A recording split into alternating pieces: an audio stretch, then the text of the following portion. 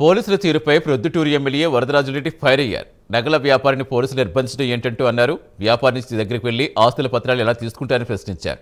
Civil పంచాయతీలో పోలీసుల జోక్యం ఎందుకని ప్రశ్నించారు. ఎవరు మెప్పు పొందడం కోసం పోలీసులు డబ్బు రాబట్టిస్తున్నారని వరదరాజురెడ్డి మండిపడ్డారు. పోలీసుల తీరు ఉన్నతాధికారులు సీఎం దృష్టికి తీసుకెళ్తారని చెప్పారు. బంగారు వ్యాపారస్తుడు తనికంటి శ్రీనివాస్ అనే ఒక ఆయన భార్యతో ప్రయాణం చేస్తూ ఉంటే పుట్టపర్తి సర్కిల్లో ఆయన భార్య నుంచి ఆయన పోలీసులు పిలుచుకొని పోవడం జరిగింది. పొద్దుటూరు పోలీసులు పోలీసులు పిలుచుకొని పోయినా కానీ మేము పలానా వాళ్ళము మఫ్టీలో వచ్చి పిలుచుకొని పోయినారు. అప్పటికి పోలీసులు అనేది తెలియదు. తర్వాత మళ్ళా ఆయన భార్య 1 టౌన్ పోలీస్ స్టేషన్ 3 టౌన్ ఇవన్నీ తిరిగిన దాని మీద ఉండాళ్ళే వస్తాడని చెప్తున్నారు. కానీ ఎక్కడ ఉన్నాడు ఏమి ఏ దాని మీద పిలిచిపోయినారు అనేది వాళ్ళకి భార్యకు కానీ వాళ్ళ ఇంట్లో వాళ్ళకి కానీ సమాచారం ఇవ్వలే. మరి ఇటువంటి దారుణమైన విషయాలు ఈ మధ్యకాలంలో ఎక్కడ పొద్దుటూరులో జరగలే. ఎవరు ఇచ్చినారు మీకు అధికారము? ఏ అధికారి చెప్తే గంగ ఇట్లా చేయమని చెప్పినాడు మీ అధికారి ఎవరన్నా? ఇప్పటికైనా మళ్ళీ పోలీస్ స్టేషన్లో తీసుకొని పోయి పెట్టిన రాత్రి ఇంటికి పంపించి మళ్ళీ పోలీస్ స్టేషన్లో రేపు కోర్టుకు పెట్టండి. తమ్ముని కానీ అతన్ని కానీ కోర్టుకు పెట్టండి. కోర్టుకు పెట్టి కోర్టు దాదాపు 48 గంటలు గడిచిపోతూ ఉంది.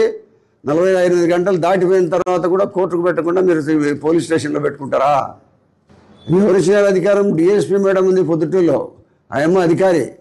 ఆయమ్మ పోలీస్ స్టేషన్లో ఏం జరుగుతుంది ఎక్కడేం జరుగుతుందని తెలుసుకోవాల్సిన బాధ్యత ఆయమ్మ ఉంది.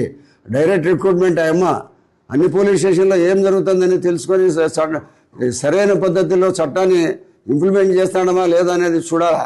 నిన్న రాత్రి ఇంటికి వచ్చినా కూడా చెప్తున్నారు సార్, ఎక్కడ ఏ పోలీస్ స్టేషన్ లో పెట్టకుండా ఎల్లాల దగ్గర నిమ్మకాయల సుధాకర్ రెడ్డి గెస్ట్ హౌస్ లో పెట్టినారంటే సార్. ఈయనని పెట్టి అతన్ని ఒక రూమ్ లో మా మర్దిని ఒక రూమ్ లో ఈయనను సపరేట్ గా పెట్టి అతన్ని కొట్టడం ఈయనకు చూపిస్తున్నారంటే సార్ లైవ్ లో. నువ్వు ఇదంతా ఒప్పుకోకుండా ఉంటే నిన్ను కూడా ఆ విధంగా కొడతాము, నీకేం సంబంధం లేదు మాకు తెలుసు, కానీ ఇక్కడ ఒక ప్రముఖ వ్యాపారవేత్త హస్తం ఉంది ఇందులో, బంగారంగడి ప్రముఖ వ్యాపారవేత్త అని చెప్తున్నారు సార్ మాకు.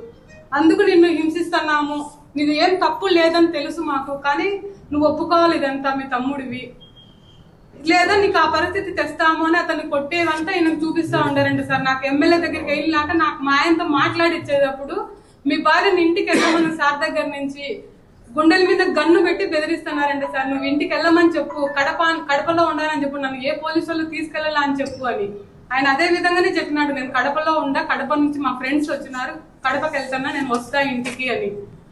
డిఎస్పీ మేడం దగ్గర 3.5 గంట నిలబడినా సార్. ఆమె కూడా ఒక లేడీ, నా బాధ అర్థం అవుతుంది కదా అనుకున్నా. ఆమె అసలు బయటికి రాలే. తర్వాత నాకు నువ్వు వెళ్ళేసి 1 టౌన్ పోలీస్ స్టేషన్ కాడికో, నీకు ఫోన్ చేస్తారు ఎస్ఐ అన్నారు.